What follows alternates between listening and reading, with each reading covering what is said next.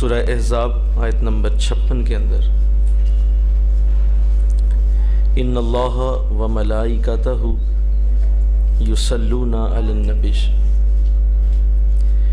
یا ایھا الذین آمنوا صلوا علیہ وسلموا تسلیما۔ اس کو بند کروائیں اس کو۔ بے شک اللہ اور اس کے فرشتے درود بھیجتے ہیں اس نبی پر، اے ایمان والو تم بھی درود بھیجو اور سلام بھیجو جس طرح سلام بھیجنے کا حق ہے۔ لفظی ترجمہ بھی نوٹ کیجئے، ان اللہ بے شک اللہ تعالی و ملائکتہ اور اس کے فرشتے یصلون پڑھتے ہیں، پڑھتے رہیں گے، یہ دونوں معنی ہیں، پڑھتے ہیں پڑھتے رہیں گے، علی النبی نبی پر، یا ایھا الذین آمنوا اے ایمان والو، صلو درود پڑھو، علیہ آپ پر، وسلموا اور سلام پڑھو، تسلیما جس طرح سلام پڑھنے کا حق ہے۔ لفظی ترجمہ بھی سماعت کیا اور آپ ساتھ ساتھ اس کو ذہن نشین کریں۔ آقا علیہ السلام کی عزت اور آپ کی محبت کا مہکتا ہوا ایک گلشن ہے یہ آیت بھی، اور آپ کے لیے جس خاص اعزاز کو قرآن نے درج کیا ہے وہ درود پاک ہے، اور وہ درود پاک اس آیت سے ثابت ہے۔ حضور علیہ السلام نے ارشاد فرمایا، مجھے اللہ نے 5 چیزیں ایسی عطا کی ہیں جو مجھ سے پہلے کسی نبی کو بھی نہیں دی گئی۔ سب سے پہلے اللہ تعالیٰ نے مجھے خاتم النبیین بنایا، مجھ پہ نبیوں کو ختم کر دیا۔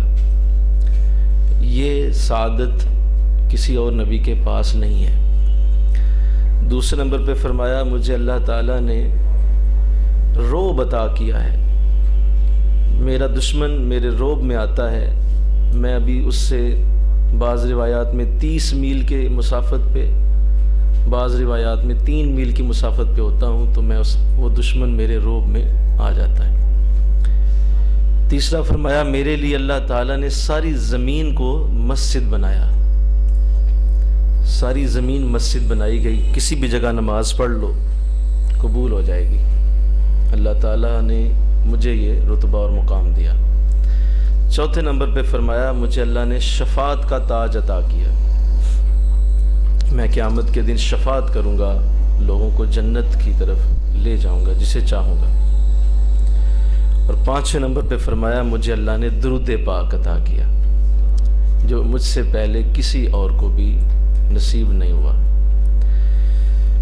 درود پاک اللہ تعالیٰ نے اس آیت کریمہ میں اپنے نبی پہ پڑھنے کا باقاعدہ حکم دیا ہے، اس لیے ساری زندگی میں ایک بار درود پڑھنا فرض ہے، کیونکہ اللہ کا جو حکم قرآن میں کھلا ہو وہ فرض ہوتا ہے۔ تو یہ کھلا حکم ہے کہ اے ایمان والو تم اپنے نبی پر درود پڑھو، تو اس لیے ایک بار درود پڑھنا فرض ہوگا۔ متعدد احادیث کے اندر حضور نے اپنے درود کی شان بیان فرمائی ہے، میں عرض کروں گا ابھی۔ تو چونکہ کثرت سے حضور نے اپنے درود کی طرف بار بار وضاحت سے کہا کہ مجھ پہ درود پڑھو، تو اس لیے درود پڑھنا واجب بھی ہے۔ جب حضور علیہ السلام کا نام نامی اسم گرامی پڑھا جائے، سنا جائے، لکھا جائے، دیکھا جائے، تو درود پڑھنا واجب ہوگا، اس لیے کہ اس کی کثیر تعداد کے اندر حضور نے روایت فرمائی ہے، اور آپ نے کثیر تعداد میں احادیث میں اس کا ذکر کیا ہے۔